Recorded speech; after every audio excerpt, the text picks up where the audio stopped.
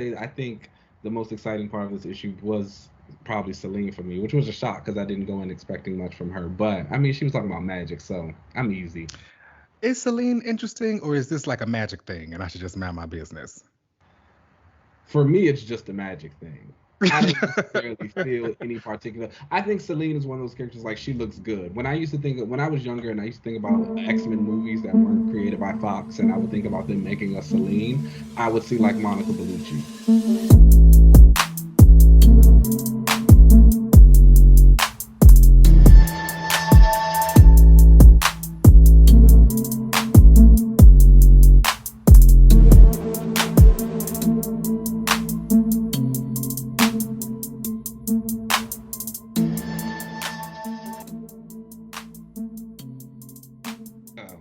You were about to fight me like what? Why they can't be friends? Now here's the slander. Now the campaign is starting. When Nikki My say mind now. first they switch, they turn, First they love you, then they switch. they switch I like am what I what? am. I am what I am. Hello everyone, and welcome back to another episode of another relaunch. Your host, I am Keenan. Oh no, I'm Bishop. Oh, okay. And you know what? This week I will be Shola and Kosi. Let's do that. I don't think they know who Still that working on the code name. Still working on the code name. But I'm gonna be him today. is. Okay, Soldier. all right, Shola, how are you doing this week? I'm good. Been busy with work, but Mhm. loving the weekend. The weather's been kind of crazy out here in LA. It's been like 60 degrees all week and like kind of raining. And that's not what I moved here That here, for. it's been like it like did a really bad thunderstorm the other night. It was felt amazing. I like opened the window a little bit, put a candle Yeah. on. It was real hot.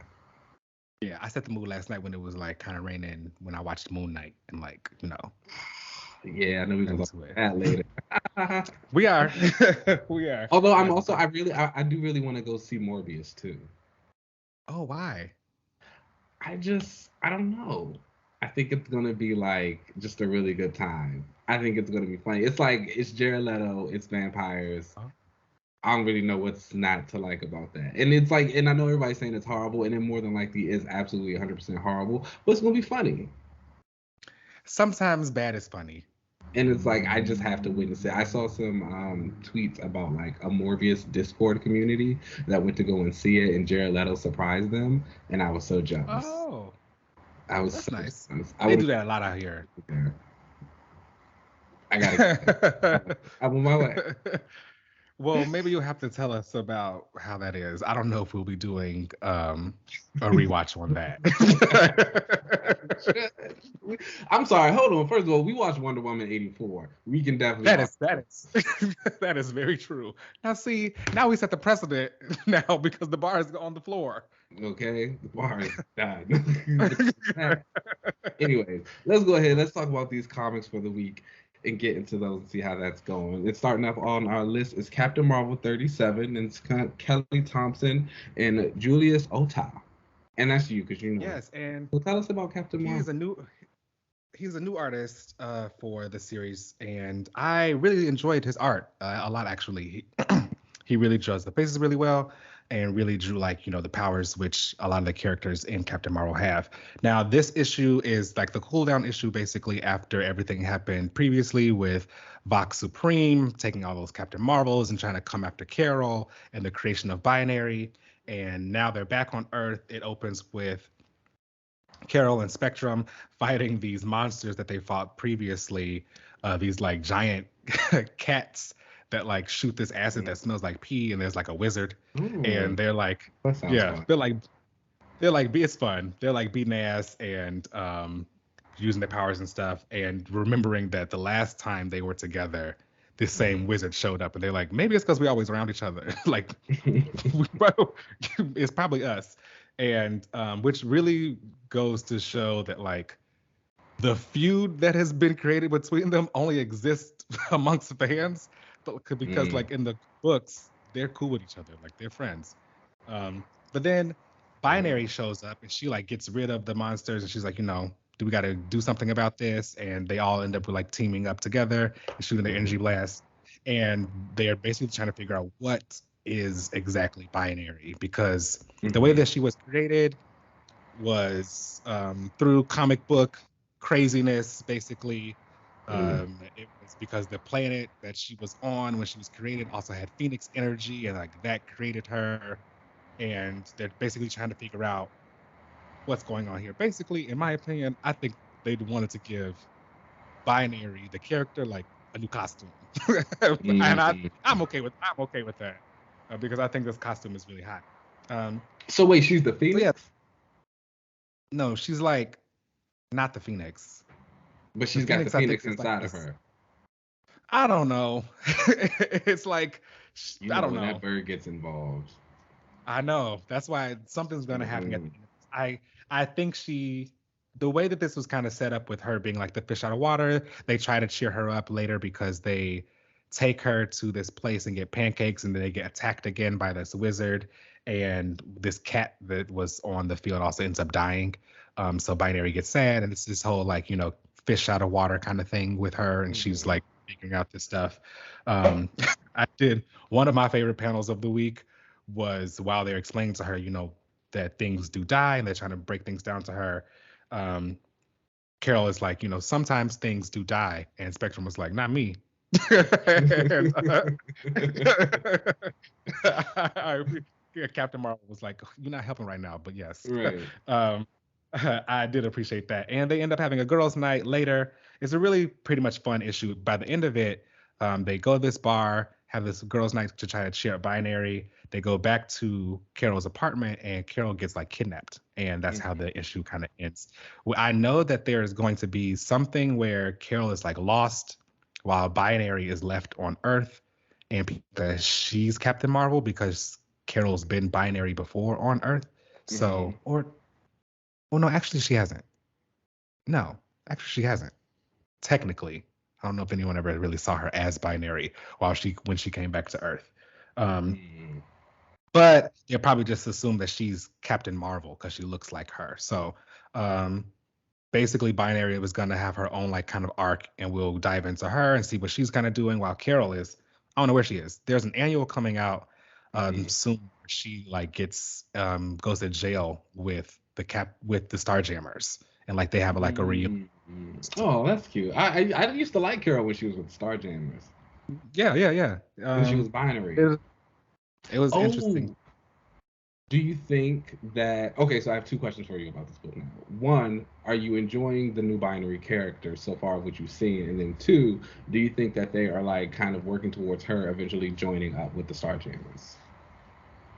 Oh, I didn't even think about that. I don't know if they're going to legitimize her as a character, but again, because Mm-hmm. she was just kind of like she's just kind of manifested out Mm-hmm. of like a random comic book event thing that happened for Carol, where she just like used her powers in a way she had never done before, and then that infused with the DNA of Marvel from the planet, as well as the Phoenix energy, kind of created her. So I don't know Mm-hmm. if she actually exists, but So you that don't is know interesting. They might do that. you don't think she's gonna like stick around after this and like kind of become a supporting character for Carol for future stories and stuff like that? I'm not sure. She's very powerful, so I don't know Mm. if they need even more power right now. Yeah. And I do think that like there's gonna have to be some reason for the how she exists and where she can go after that. And because can Carol just keep doing this? Like, can she go back to that planet Mhm. and just like create another binary? So I don't know. Sounds like we need to put And Carol the way that down. this I don't know about all of that, but the way that this issue kind of worked, they were really kind of emphasizing the emotion behind binary, Yeah. which makes me think that like she probably gonna die. So Mm-hmm. um, I don't know. Okay. We'll see. I'm interested. I really liked this issue. Spectrum was great in it. Obviously, there's gonna be a lot more of her now because Carol's gone, and Yeah. she's probably gonna go after and go look for her or something like that. So I'm excited for what's coming next. Okay. What would you rate the issue? I would give this issue a 3.5 out of 5. Again, it was more of a cool down issue before like the next ramp up arc kind of Yeah. happens. But it was still fantastic art and great introduction to Binary and like all the characters and how they get along with each other. Yeah. Okay. Cool. Check that out, Captain Marvel fans. Next up, Yeah. we have Aquaman #2, and this comes from Brandon Thompson and Chuck Brown with art from Sam Barsary. And we continue the story of the multiple Aquamen. Jackson, Arthur, and Black Manta are all, well, we find out that Arthur has been working with Black Manta, and Jackson is dealing with that revelation this issue, and he's pissed about it, obviously, because him and Black Manta don't get along. I will say, though, that this issue kind of brought in, I think, what is a little bit of a problem for the series. They're relying too much on everybody having familiarity with the story and these characters already of what's come before. So like there are conversations that are happening around this revelation. Jackson basically calls like a quote unquote family meeting, and so Mara, Tula, and Garth all show up, and he like tells them, hey, Arthur's working with Black Manta. And the relationship with like him and Garth is kind of weird because they've only actually interacted one other time during Percy's Teen Titans, and Garth was very friendly with him. And here he's kind of giving him like, "Hey, what's up, new guy? Like you haven't been doing this too long, and you might not know what you're talking about," and that's like a little weird. Oh, is it giving him like little brother energy? Like not even little brother energy, almost like you new here, don't speak. Oh. And like that you just earn the spot. yeah, and that just feels like weird because it's like, hey, I mean, but New 52, I mean, Rebirth Garth has been like a whole thing. Garth in general is kind of like a whole thing. So I don't really know. It's a curse. It's an absolute curse. But that happens, and then I think that there's like a lot of stuff going on with Jackson. He's very like aggressive and kind of angry with the people, and I feel like it's supposed to be an extension of everything that just happened in the miniseries with like his mom being in the coma now, and now he's a little bit more serious and rigid, so he's doing things that he wouldn't normally do and acting ways that he wouldn't act before. But I feel like if you don't know how Jackson acted with these characters beforehand, you don't really understand that. It's just kind of like, why are you yelling at everybody? Yeah. It's like, why would you? Yeah, it's like, why are you so mad? Like, why would you think that we like? Because again, they're saying to him, Arthur would never work with Black Manta willingly. If he's doing so, there's a reason for that. Like, you have to trust him. And he's just like, no, I saw them working together, and they're just like, okay, and that's just kind of what it is. On the other hand, I will say that I really like a lot of the stuff between Manta and Arthur. Obviously, like Manta hates him, and he is not letting that be hidden, and it's also just like giving some really fun interactions with them. The art I think is really nice. I would like a little bit more detail in things of Atlantis. I feel as though sometimes it just looks like buildings underwater, which is not what Atlantis is, obviously, but like I think it still looks very pretty and it does a lot of the stuff well. Jackson does something really interesting at the end of the run. You watch Avatar: The Last Airbender, right? Absolutely. Yeah. I know you gotta take sometimes. He basically is doing his little blood bending that Katara does. Oh. He goes to visit Orm in prison, and he's trying to get Orm to talk, and Orm is like, "Why are you speaking to me? Like, I'll wait for the real Aquaman to come." And Jackson's like, "No, I can do all these type of things," and he like gets the water in his body, he takes control of him, and that's when the issue ends. And I was like, ooh. And again, Jackson going dark. And again, and that's what makes me think like a lot of the things are the decisions that he's making and the way he's speaking to people is a part of this story. Again, his mom is in the coma.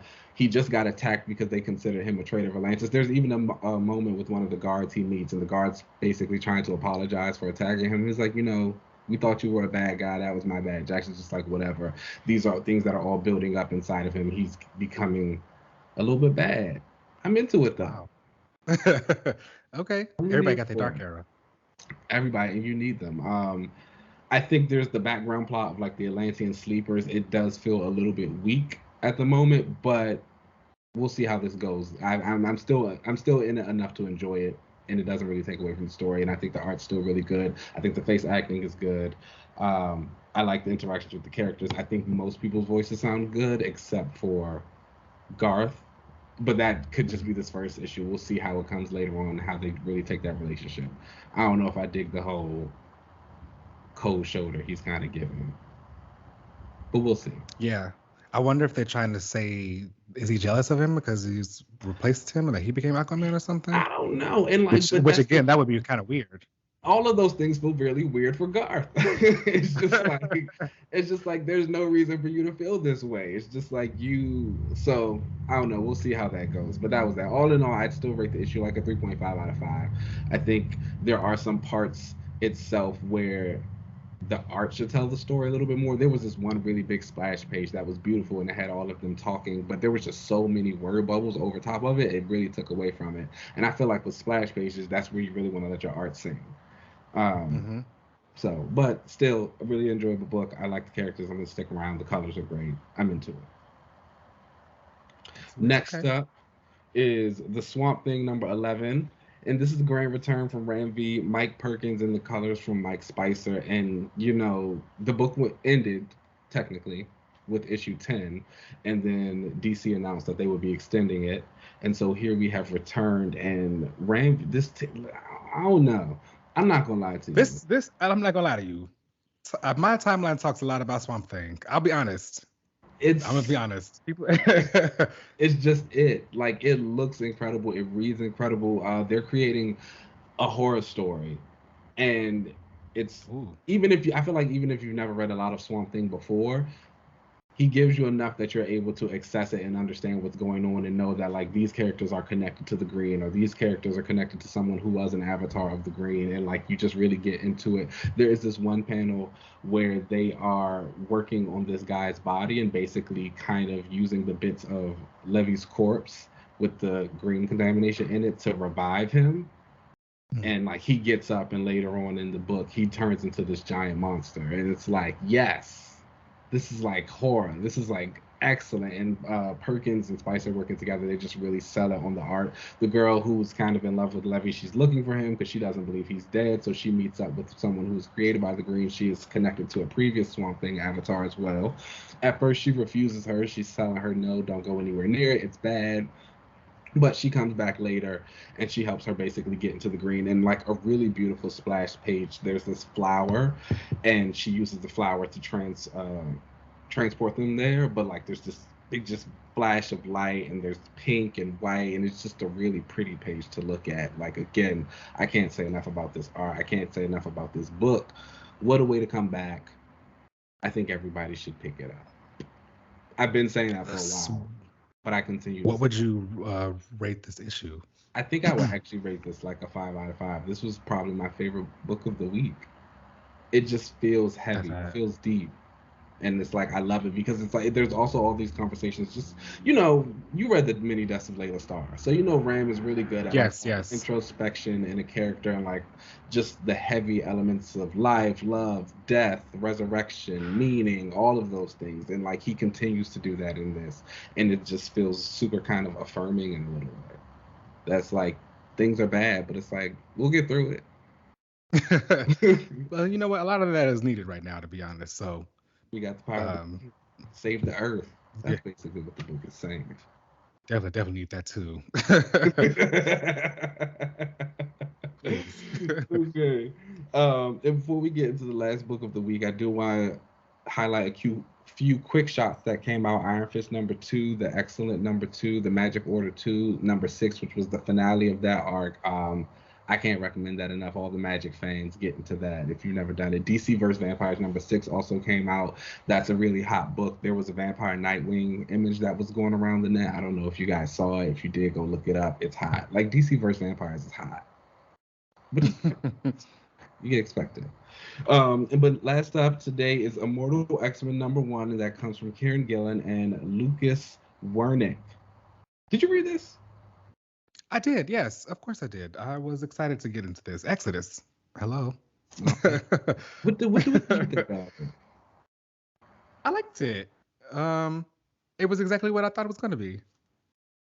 Yeah, I agree. So like, I liked it. I was intrigued by obviously Sinister, which is, in my opinion, a really cool like full circle moment, because I feel like Gillen was the one who really like reimagined Sinister this way and like gave him that like this kind of snarky, attitude and some personality into the character.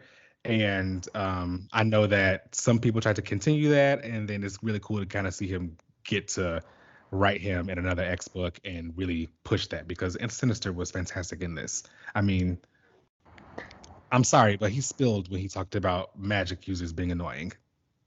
It was it was just because we ruined your evil plans. Yes. Yes. So yes. bad. So it's bad. like, oh my gosh, let me do this. Okay. But we could do it with magic. Yeah. What do you mean? Yeah, but it's gonna fail. It's but always it gonna fail. It It always is doesn't gonna though. fail. It doesn't though. Wanda just recreated the Elijah Fields. She was the reason that she had to have created him in the She first just made place. heaven. She was the she was the Dr. Doom. She was That's the reason. what people told me anyway. Oh, that's what every magic user say. It's always been Dr. Doom's fault. It's always Doom. Everybody can. But yeah. I mean, Doom is a king. We're not gonna do too much on him. I really enjoyed everyone kind of giving their pitches. I was wondering what was going to be the reason for Magneto to leave the council, and him just pretty much saying like, I did all I was supposed to do. Like, I'm out. I'm going to retire is perfect, because again, Magneto is one of my favorite X characters. And, you know, whenever people ask me, what do you see next for your favorite character? I'm always pretty honest about it. And when it comes to Magneto, it's just time for him to go sit down. Like, he can go sit down in his nice like palace. We can wheel him out whenever we need him to come do some like crazy magic thing. I mean, I'm sorry, definitely not magic. Some crazy magnetism thing, and then we can go from there. But like, he doesn't need to be like spearheading a lot of stuff right now. We should make some room for other characters. So him just saying like, you know, I'm out from the council. I'm going to go do something else. A lot more of Magneto's story should be more like introspective now than him trying to, you know, lead a promised land. So that was interesting to see. Everyone, all of the different feelings. You know, I've talked about before that like when it comes to team books, I like to see everyone's personalities kind of bounce off of each other. So then we can kind of see who don't like each other, who does. And we got a lot of that in this issue, which I appreciated. You know, the Kitty is, I don't know, Kitty's kind of annoying to me, but like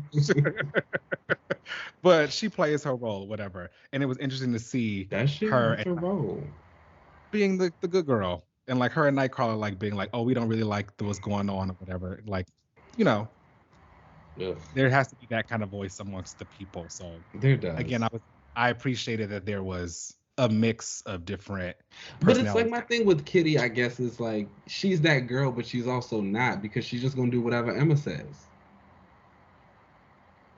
Well, in the beginning, remember, she didn't go to Massachusetts Academy. Okay. Oh.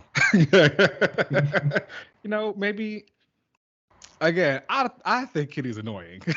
But she is. I agree with that. But I'm saying, like, even like in the context, I think my thing about the council is that I've realized I don't really like too many of them, which is fine. I do like Xavier and Destiny a lot, and I think they're very interesting. I can deal enough with the other characters. I like Nightcrawler.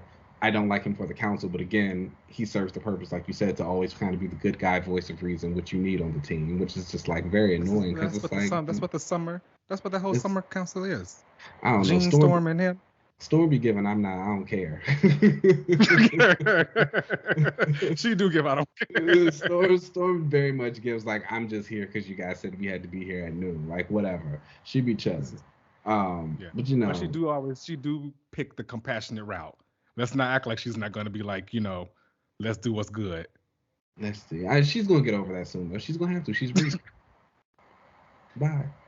See, that's what I want to see. That's the Storm solo I want to see. Like her having to deal with that. That's X-Men Red. You getting it soon. Hopefully. But I will say, I think the most exciting part of this issue was probably Celine for me, which was a shock because I didn't go in expecting much from her. But I mean, she was talking about magic, so I'm easy. Is Celine interesting, or is this like a magic thing and I should just mind my business? For me, it's just a magic thing. I don't necessarily feel any particular. I think Selene is one of those characters like she looks good. When I was younger and I used to think about X-Men movies that weren't created by Fox, and I would think about them making a Selene, I would see like Monica Bellucci walking onto the scene in like an all black dress and her jewels and just looking good and fine and just like waving her hand and being a bad bitch. And it was like, yeah, that's hot. And then she got magic. Yeah, that's hot too. But when I think about Celine's stories, it's kind of just her around doing nothing. Doing nothing. And like failing. Necrosha was probably like the biggest thing she's ever done. And even that was kind of like, okay. Like you raise zombies. To like eat them. To do what? Like, but I guess it's just I think it's an interesting dichotomy between her and Emma though. I think both of their goals is pretty much power, but whereas Emma takes a very kind of practical corporate approach to get it and maintain, Selene just wants like power omnipotent with no real goal. Maybe that's why they don't get along. I don't know. Maybe I just made myself more interesting. Selene fan. I think you did. I think we just witnessed you becoming more of a Selene fan right now. I think I'm gonna go back and read some Selene stuff today. Yeah, that was hot. She was hot. She was cool. And then I think going out of that, and like you said, the Sinister stuff was really interesting. It was a very full circle moment for him. How did you feel about that last page reveal? Well, at first I had never thought about it before. Okay. I don't know why I didn't think that he would do something like that, even though like, duh, of course he would do that. So I was kind of gagged. He gagged me a bit. I will admit, because I was not expecting that to have happened. I thought like, oh, why didn't I think of that? Of course he would have multiple of those. Was it confusing on how that works? Yes, a little bit, but whatever. It was. I was a little confused, but I just figured I'm not smart like that, so I just let it go. But also, it don't matter at the end of the day. Just know he could do it. I don't know how I feel about it, because I feel like it just opens up the possibility of more time travel stuff, and like. And that's no good. I'm kind of burnt out. Yeah. But I still haven't read X Lives Deaths of Wolverine yet. I'm waiting for it all to hit Marvel Unlimited so I can do it at once. So I don't really know what's going on with Moira. I feel like if you read that, I know some bad stuff apparently went on with her over there. So I feel like if you read that and then this, it really punched you a little bit more. Me, I just look at Moira right now. She's not on my list. She's not that girl like she used to be. I don't know. I haven't read too much. I need to finish it. But Moira basically like the new Cameron Hodge. But I don't know how that's gonna work. Whatever, F her. Right. Anyway, I did think Immortal was fantastic. I really liked Exodus's voice in this. Everyone knows like Exodus is a top 5 character for me, so I was really excited to finally get him in a book, an ongoing book, one where he's speaking and not just like doing some big power feat. So at the instant when Exodus was not on Magneto's side was when I knew that Gillen had a great handle on Exodus's voice, because like I think there were people who may have been under the assumption that Exodus is just like, you know, Magneto's attack dog or something, and that's not the case. They kind of separated a while ago, and Exodus is really just on his own. Like the whole mutant supremacy thing is no longer being driven by Magneto. That's truly his own motivations. He tried to be good at one point. Go back to the Exodus episode I did on him, if you want to hear that. But yeah, I really appreciated him, you know, looking at Hope like she's the Messiah, and basically again reiterating that like the dream of mutants dominating is all he wants to protect. So I liked Exodus in this issue. I like that. I like a religious character sometimes, especially when like they have faith, but they're still skewed more as an antagonist in a lot of ways, and how that operates together. I think that's really interesting. I did also like that he looked like Tom Cruise a lot in this issue, which is like one of the things I like about Wernick's art, you recognize a lot of the faces, and I think that's really fun. Did he look like Tom Cruise? I don't know if I like that. I noticed that we need some kind of editorial on like skin color because Mm, like they already mm, get like the black skin color wrong, and right. Exodus is like 5 different colors, shades of red in this. So Which is I would always definitely interesting to me because it's like there's only one colorist. right. And it's like, if How you did you started change the with this last color, one? why did you change? Like, what happened? I don't know. Maybe it's inks or shading. I don't know. But the book was cool. It was cute. What are your thoughts on Hope of joining the council? None. Flop? Yeah, I know. Do Same. not want. I'm not a fan of Hope. And honestly, like the five, they starting to get on my nerves. Okay. Ah, I mean, she came in the room and said, I need to be Like, on the council. The 5 said we need representation. And Sinister said, that sounds like there's an or else on the end. what B said? You were the chefs. Get in the kitchen and cook. Okay, stop. Please, just do what you gotta do. Set up on your pedestal. But I don't really dig Hope that much either. So Mm, she's fine. It's fine. It could be interesting. I really just want to see what's going on with Xavier, Destiny, and Celine. mm. Do you That's my think Celine team. gonna join? I don't think she'll join. I don't think she'll join. But I think she'll have some fun in this first arc, and then she'll go do something else. I know there's some new X books coming on, and I think her like specifying magic and all of that stuff, and reviving the Araco Gate. Like the X books likes to see it a lot of things in what it does currently. So I Yeah. think something's going to still come about from that. So if she joins down with the council later, that'd be great. If she just kind of goes off to do her own thing, that's also cool. I am now becoming a Celine fan, so I'll be tuned in. She needs to maybe help out with the magic side because this made me realize there really aren't that many like users, magic users. Um, Like for the X-Men, no, just in general, like I think prominent there's ones. well, not prominent. I think there's a lot. I think they just don't get used. I think for the X-Men, it makes sense to not have a lot though because they shouldn't. You already have powers. What you learn the magic for? The one girl who got magic don't even use it. Right. Right.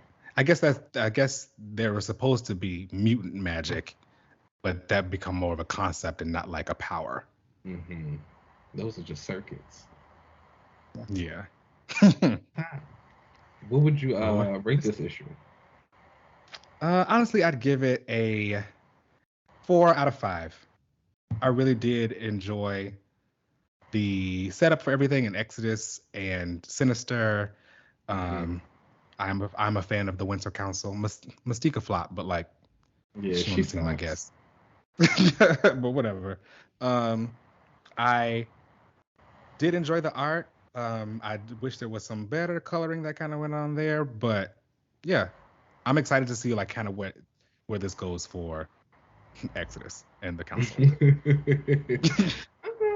I think I agree. I'd give it a 4 out of 5 too. I don't know. I'm gonna stick with the first arc and see where it goes. Yeah, first arc should give me what I need. I always try to give it the first arc unless it's real bad. Okay, guys, those are the books of the week. Let's go ahead and take a break, and then we'll come back. Let's do it.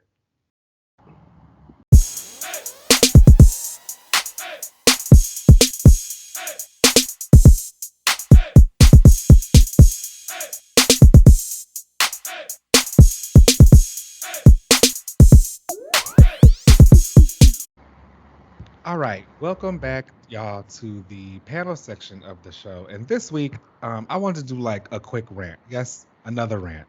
Oh, So, you ooh, know, I like that. I was trying to come up with ideas for this panel, like, oh, we can do a character or think of some different topics. And it really got me to think that, like, oh, nothing has been like really excited me a lot about like comics right now.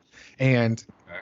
it got me to thinking, like, what's actually like what is like missing from comics right now? And for me, it feels like there isn't a lot of action.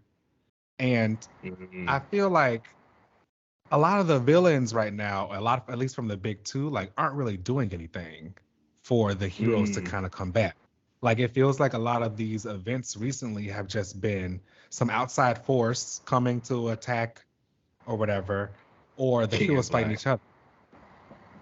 King in Black, or it's a a multiverse thing, and everyone's like out fighting variants or something. But it doesn't really feel like the villains are even like doing anything right now. So like, what's going on with that?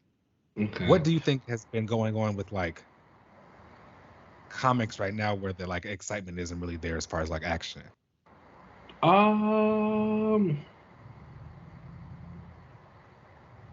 don't know. I think it also kind of depends on like the books that you're reading also. I think there are a lot that do a lot more talking and actually scratch everything that I just said. I think a lot of books are in the big world building phase right now. Everything we've talked about, stuff that we've picked up, and everything feels very fresh and new, and it's like a property that is coming back after being defunct for however many years, or it's something very small like Eternals that you really gotta like kind of flesh out now to make it this thing for its live action debut. So I think a lot of places are just kind of like doing that, and with a lot of world building comes a lot of talking because you got to like explain things to the people, like make them see what it is and what you're doing, what you're going for. And unfortunately, there's not too much fighting in the superhero comic booky sense.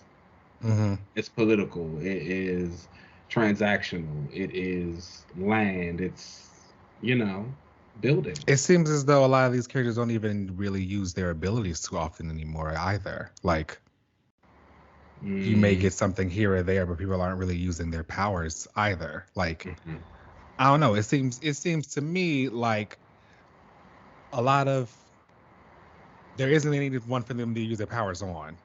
So like who are they going to fight? You know? So like I mean a lot of these characters do have like pretty explosive and destructive abilities. So like they can't just fight any old body, otherwise it's gonna look like they're just killers. And I get that, but even that is like I don't know. It feels like a lot of it's been lacking. So I guess my question to you would be, what's an example of a book that you feel as though is doing it right? Then you said because you don't have a lot of excitement for a lot of them. What is something that you are excited to see and read? Action Comics is one. Definitely look forward to that.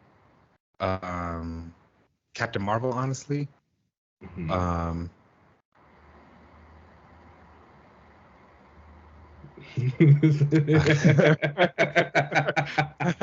Okay, that's all? I like a lot of the other books on my like pull list too, but as far as like Black Widow is fun. And so I guess well, let's start with Action Comics. That was like one. You said that without hesitation. What is it about that book that's really drawing you in and making you love it? Because Superman is again a character who you don't really know too much about, or you've never cared for in the past. Yeah. Now here is the book you look forward to the most. Yeah, and I honestly feel like that is because there is a like kind of captivating feeling that you get from a lot of the situations that captivated feeling that you get from a lot of the situations Superman is put in this book, where you're like, oh, he really like, I really hope he makes it, and you kind of feel the core of the character is felt through the writing, and that is a lot of what I feel like I'm getting from Action Comics. On top of that, they do fight in this, like you know. They are in a gladiator place. They're the gladiator world. So like there are actually like fights going on, not only from people in the gladiator ring, but people trying to break out from underneath and everything. So I do like action and stuff. So it's also very interesting because I feel like you like a lot of characters on the more superpowered side, obviously. And I don't really feel like a lot of those characters fight too much. They aren't really allowed to, really, because their powers are too much for the things that are around them for them to fight. So then, because of the nature of comics now, where a lot of it isn't really like destructive or like people aren't doing like big crazy fights and stuff like that as much anymore. So like they can't really use their powers and fight too often because they create that habit. They're gonna destroy everything. There's a lot more, I guess, they factor in the fact that these superheroes are in the world, and when they destroy stuff, people are being hurt now. It's a lot more Yes. grounded in reality in that sense. So I understand what you're saying now. You can't have like Captain Marvel just blasting all willy nilly because It's some people in little them girls gonna buildings. get. Right. So I understand that. Well, do you Which I think? thought Well, was an interesting thing that they showed in Invincible. Was cool to see. That, like, mm, when he was trying to use his powers, it's like, yo, you can't catch people like that. That lady lost her arm now. I know that was nasty. Or even like when the dad they were fighting and he put him in front of the train and then all the people were like slamming into him and stuff like that. Like sad time. That was a gruesome That really shit. shows you just how like powerful these people are. Like, I could just stand in front of this train and And you feel did. nothing. You did. Well, so let me ask you this then. As you come to this realization where you don't feel as excited about comics and like the type of characters you like, do you feel as though it is changing the way you view characters and the characters that you like? Yes, I do actually. I think a lot of my favorites have changed. If people have been listening to the podcast, you've seen me tumble down my favorite list. And I do think that the other types of characters that I end up liking more, it has less to do with appearances Mm-hmm. and more about just the characters and their personalities and stuff that I like. So it's less that I see them as often, but more about just the characters and powers and stuff that I am genuinely more drawn to versus how many times I actually see them in something. So that has really changed for sure. But then unfortunately, like that leaves few and far between for me to read for those characters if they haven't been in a lot of stuff. Mm-hmm. And I was gonna say, I And wonder if that's also a part of like the lack of excitement, because you say something like Action Comics is very exciting to you, but at the same time, yeah, like it's not your fave. you know what? Maybe people out there give me more suggestions on characters you would see me get into because I never would have thought to get into Superman because like he boring. But honestly, He's I don't given know a little anymore. bit. He's given. Action Comics is hot. Yeah, it's hot. So like, and I honestly got into that because there was that Midnighter backup and I like Midnight and Apollo. So Yeah. maybe there just needs to be other characters that I just have to maybe try. And so, and then I have I'm a few into questions for you. magic. I know. Okay, you've always been into magic, but anyways, I also like hear you and you talk about the villains and how you feel like nobody's doing anything right now. When you say nobody's doing, do you want like another event type of situation? Like you want Dark Reign, Norman Osborn level type doing something? Do you want like whatever was going Yeah, on? Oh, okay. You yeah, want that'd so be hot. you want it to feel like everyone's fighting like one person, that one villain again, not just like whatever they're doing. Or they don't all have to be fighting that one villain because obviously in like a Dark Reign he had like the Dark X-Men and the Dark Avengers and Yeah. all that kind of stuff. So everyone had their own corners to be in. But I would like to see less outside forces coming to antagonize the heroes and more like buildup of what we already got Mm-hmm. and using that to you know Mm-hmm. take over or whatever instead of the Chitauri or the Yeah. Kree or whatever coming from the eighth time. Why don't you use the Magi and those like characters Mm-hmm. again? Or um obviously I like AIM. You can use AIM again or any of those other kind of Mm-hmm. the Masters of Evil or any of that Mm-hmm. kind of stuff. Like, They got a new Masters of Evil now. Sorry, Jason oh Aaron yeah, did that's that. that's I from, can't. aren't they from like the Masters of the Universe or Universes of Evil or something? Yeah, they're like from the multiverse because the multiverse is bleeding into everything. It's awful. Yeah, I don't really like that. But I mean, that could. I mean, but I get that also like brings up a good point of how you might be feeling and why you might be feeling this way. You don't really care for the multiverse, and the multiverse is a big deal right now in Marvel, in the MCU, in the DCEU. It's kind of always been a thing in the Yeah. DCU. So it's like right now we are in. Whereas Dark Reign was like a great time for the lovers of the streets because Yes. Yes. Norman Osborn Yes. was making them get to work. Now we're in a period where the multiverse and like time travel and all the variants now popping up, like that's the popular thing, that's what people are into, and that just might be this era. It'll be interesting, I think, to see how much longer it lasts, especially now. I think we can all agree that Marvel has been influenced by the MCU for a very long time now, and it feels Definitely. like while there's still synergy, it feels a little bit more separated. And I think you've kind of always said that you feel like the Marvel universe is going to go to its little corners. And Mm-hmm. so as they do that, it'll be interesting to see what route the comics now take.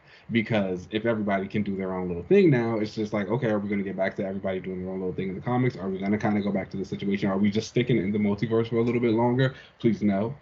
But it's that I think in the next coming of age, what do you hope is kind of like, I guess, the next thing that takes it all over?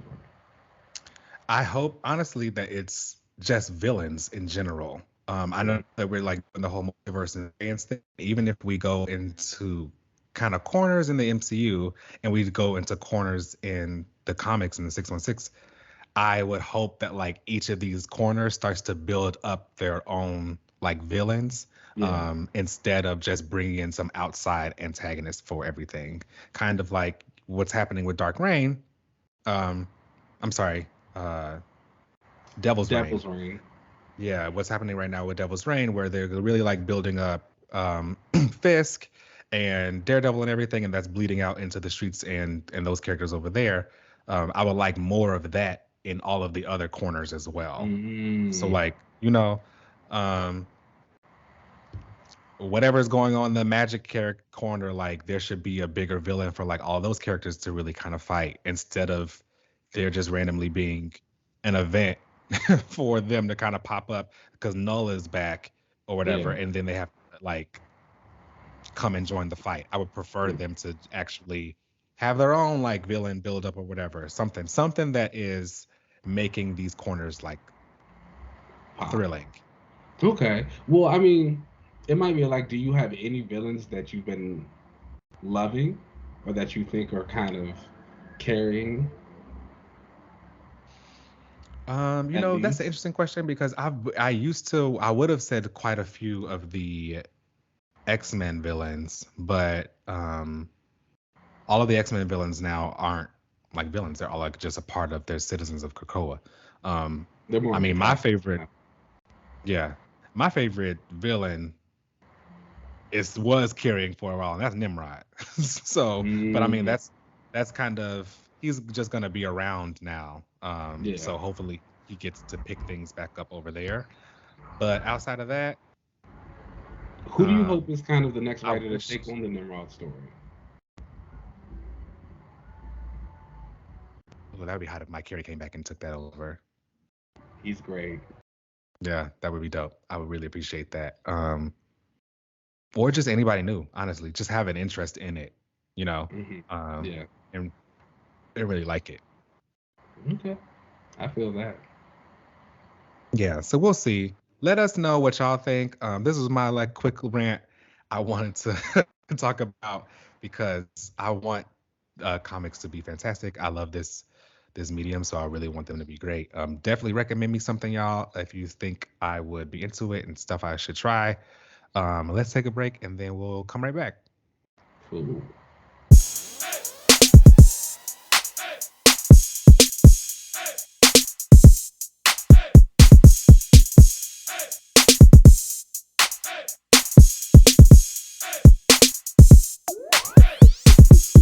All right, and welcome back, everyone, for another rewatch or a rewatch, the first watch, I guess, actually, of the new Disney Plus series Moon Knight, starring Oscar Yes, Isaac. yes, What yes, a time yes. we live in, So, did you watch Young Justice?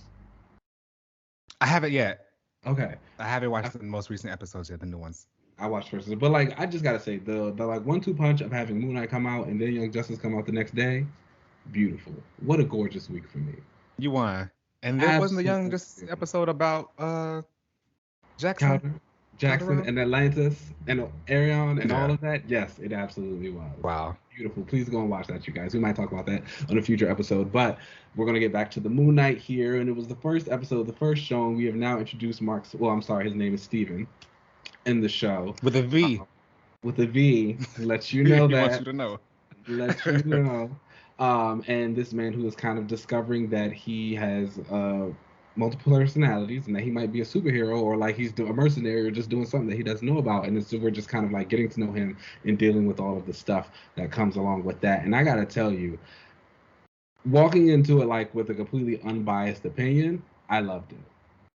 I watched it a Okay. couple times actually, and not even necessarily just for like what the story did or anything like that, but like I think Oscar Isaac is doing like a really good job as Steven and acting and just kind of showing that split between this man who is trying to figure out what's going on and like doesn't know what's going on. Later, there's one part in the show, and we'll kind of like flip flop back and forth throughout the show, parts of it as we have the discussion. But Steven goes on a date with this girl, and he's like up at the restaurant waiting for her. She's not showing up. He calls her, and he's like, our date's on Friday, and she's like, yeah, it's Sunday. And the scene of him kind of like coming to terms with the fact that it's Sunday, and it's just like the little subtle breakdowns of his face and like the emotion and things that he did right there, like I was like, yeah, I'm here for this. That's actually one of my biggest things that I've noticed about this entire like watch for me was I was like, damn, Oscar kind of carrying this right now. he's giving. He was really like really putting on a performance for all of his scenes and really like making me really believe and like really fall into this world that he was creating with his acting. So like shout out to them for getting Oscar Isaac. I know the check was high. So good for them. Very high. I also think I really enjoy a lot of the stuff that they're doing with the camera in the show. There's like parts where he's walking or even like kind of towards the ending of the episode where he's walking through the museum and like he's looking for the dog, quote unquote, and like the camera's just doing all these different things. Like I'm trying to find myself. I'm like, ooh, I gotta pay attention to Steven and where he's going, but also like what's going on in the background. Like I feel like they're playing with you. The things are moving. Like watch, and I was like, I thought that was just a really intriguing part of the episode and a way to do the camera work that like kept me going. Like I said, I've watched the episode a couple times now, so nothing was happening, but it was nice to see. I've also been always interested in how they would do the kind of violence of Moon Knight. Granted, I don't think he's like overly violent, like a Punisher or something, but he does beat ass where he's, really smashing the street. So, with this, they do like these like flash cuts. Like basically, we don't get to see the ass beating, but we see Steven wake up with blood in his mouth and blood on his fists and dead people around him. And he freaks out about what's going on. So I do like that they try to use that as kind of an out to not really show it. Although it would be really interesting if they ever did like show the actual action. Flashback episodes or something, and they show like what was going on from the other Marc's perspective. I think I like the I see it both ways. I think we're gonna still get a little bit more of the action, like actually seeing that. Of course, we saw some of that at the end where he like fully went Moon Knight and he was in the suit, which looked fantastic. By the way, I can't believe people didn't like that when the concept photos and stuff leaked out. I was like, I always thought it was hot, but it looks really good on the show. But when it got to that part, I was like, "Oh, we getting right here, okay." Well, I was so mad the episode ended. I was like, "No, where's the second?" I was like, "Y'all should have dropped 2 episodes at once." That was really ugly. Yeah. But going back, I liked it. I don't know. I think even I just liked it. there wasn't too much like of a like crazy story stuff going on here. We really did just get a lot of Steven and seeing how he deals with, his like sudden bouts of changing into another persona and then waking up as someone else. We see how he chains himself to his bed, how he has no control over his body sometimes. And I believe that's Khonshu that's speaking to him when he was waking up, basically trying to not have him get killed. This again was all pretty much new to me. The last episode when we did the Moon Knight reread, that was my first Moon Knight like run, and so still this is all the characters and stuff are still pretty new to me. I'm not sure who the woman is that called him on the phone. I think that wasn't one of his girlfriends before. She is a brand new character. She's new. Okay. So for some reason the guy who was like doing Moon Knight, he said that they didn't use any of the original characters. I will say that when he was going through the phone, when he found it, one of the names Duchamp, that is Jean Paul, like his French best friend. So that was a nice Easter egg to see. But the girl herself, she is an OC creator for the show. Gotcha. Interesting. So, and the guy at the beginning who was like put the glass in his shoes and was walking on glass this entire time, is he a villain for Moon Knight, or is he? He's like a mix of a few different characters. So like yes and no. Okay, He's got they like went amalgamation. yeah. He's got a little bit of like Crawley in there. He's got a little bit of this one guy Truth, a little bit of this guy Sun King. So it's gonna be interesting to see kind of how they do him and what they do. Oh, I do remember what I was gonna say earlier also about like the action scenes, and you're talking about how it kind of is like him zoning out.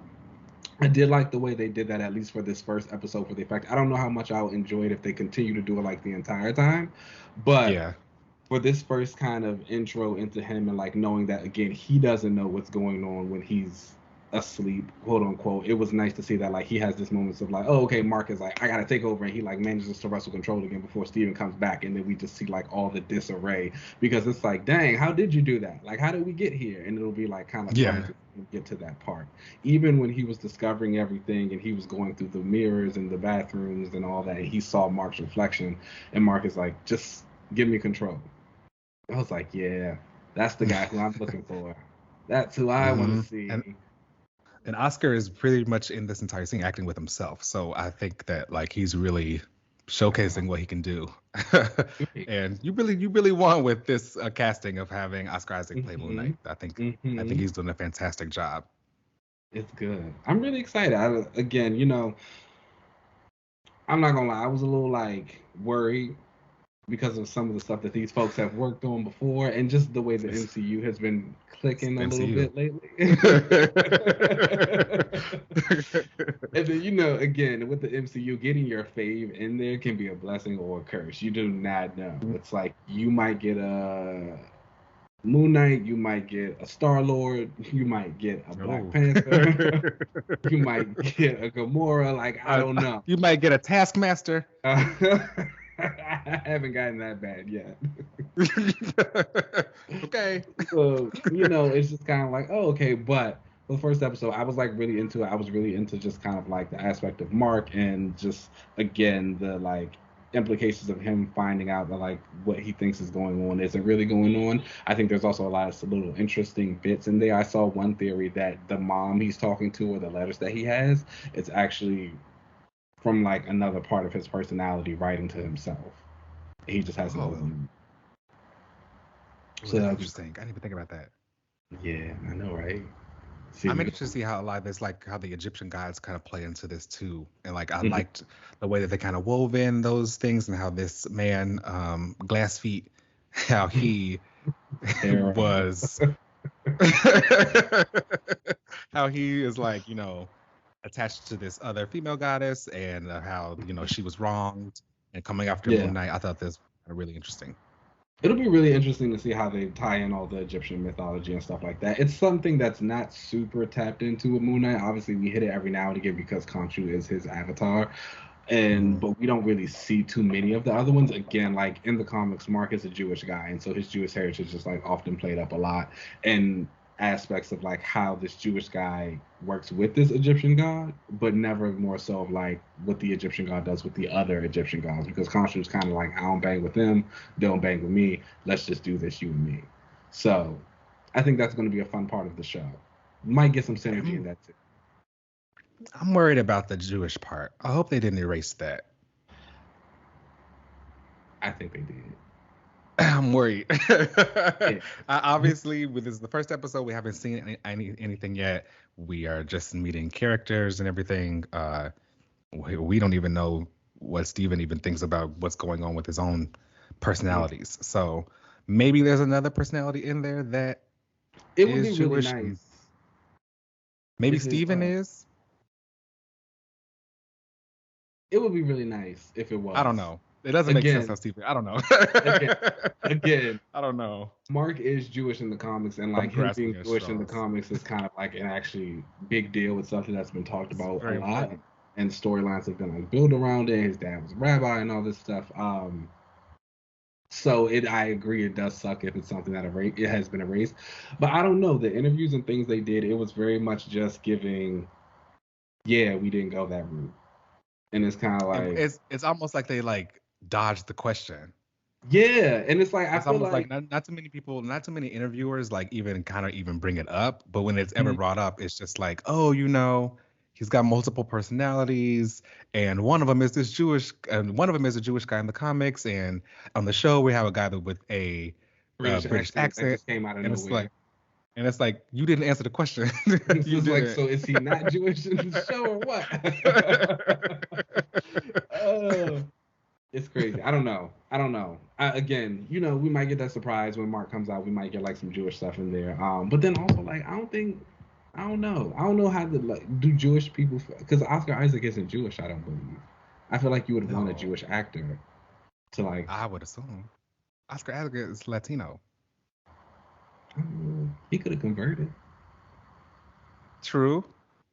I don't know. I don't know. I don't think he is. I'm sorry. I do think they erased that, and that sucks. Because do you think that maybe they made one of the other personalities Jewish and just Marc isn't Jewish? That could be it. But I don't know.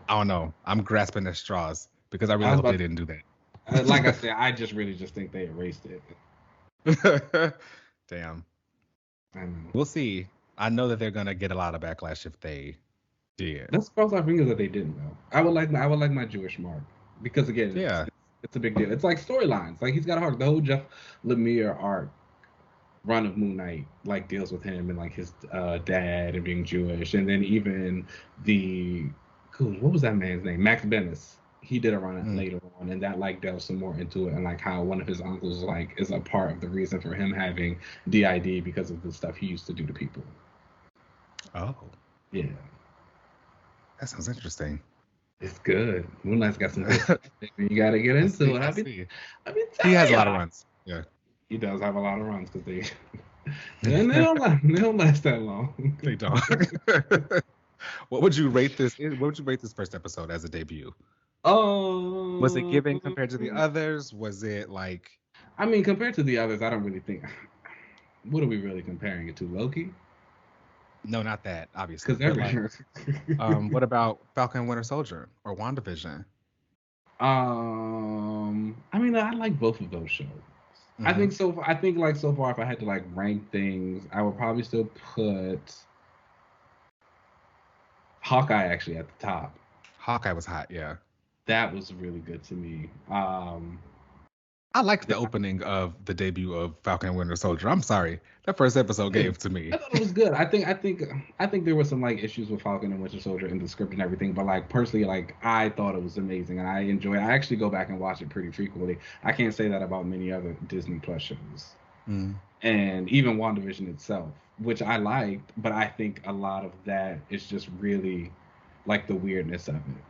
I don't like have a like inclination to want to sit back down and watch it from beginning to end again. I thought it was a great story for Wanda, and it's like cool. I don't need to watch that again. But Moon Knight's up there. I'm trying to like really hold off until we get to the end and I can see all 6 episodes at once. Before an opening episode, I was intrigued. Like I said, I watched it multiple times. I like the aspects that they are pulling with the personality. I like the camera work.